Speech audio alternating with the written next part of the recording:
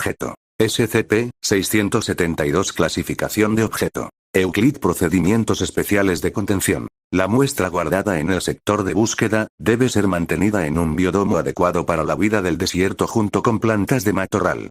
Muestras deben ser tomadas a la discreción del Dr. H. Censurado es un dato relevante para la ubicación de colonias SCP-672 descargadas.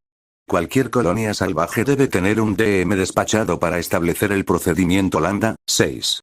Descripción. SCP-672 es una especie de coral que crece en ambientes desiertos. El color verde intenso de SCP-672 lo hace parecer una planta a primera vista. Proviene de una previamente desconocida pero anodina especie de Zooxanthellae.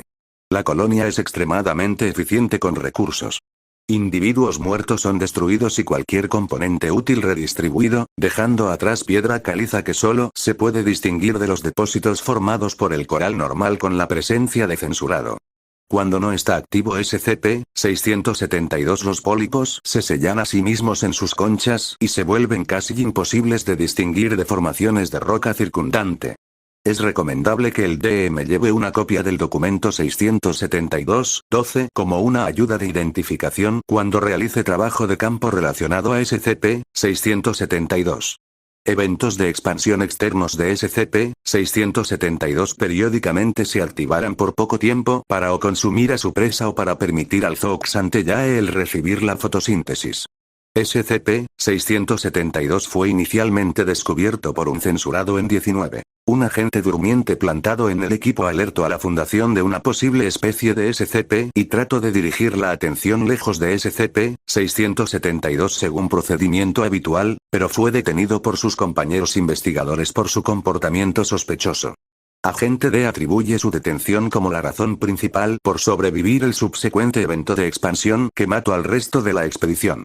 SCP-672 come cuando un animal toca un pólipo, o bien por casualidad o siendo atraído durante un evento de expansión.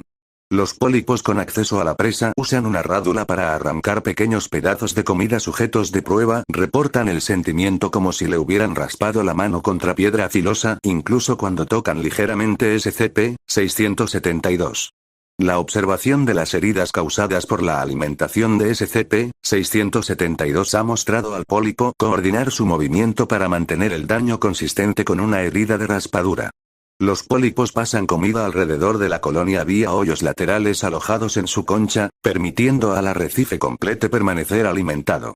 Este comportamiento alimenticio es relativamente inofensivo y sujetos han mantenido exitosamente un contacto prolongado con SCP-672 sin daños graves.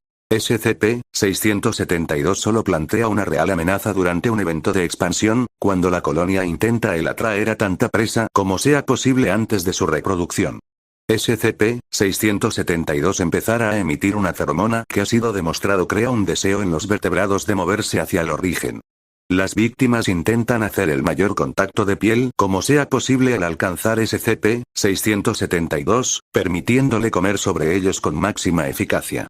Los reptiles son los más afectados por la feromona, algunos documentados han sido atraídos de hasta 6 kilómetros de distancia mientras que el rango máximo de efecto en pájaros y mamíferos es cercano a 2 kilómetros. Después de que cesa la producción de feromonas SCP-672 emite una nube de esporas, que la mayoría de estas se establecen en los alrededores de SCP-672 con grandes cantidades de presa recogida atrapada sobre la colonia.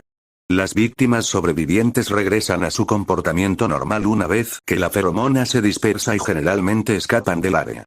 Esporas atrapadas en estos animales permanecen inactivas hasta la muerte y crecerá para volverse una nueva colonia en su cuerpo.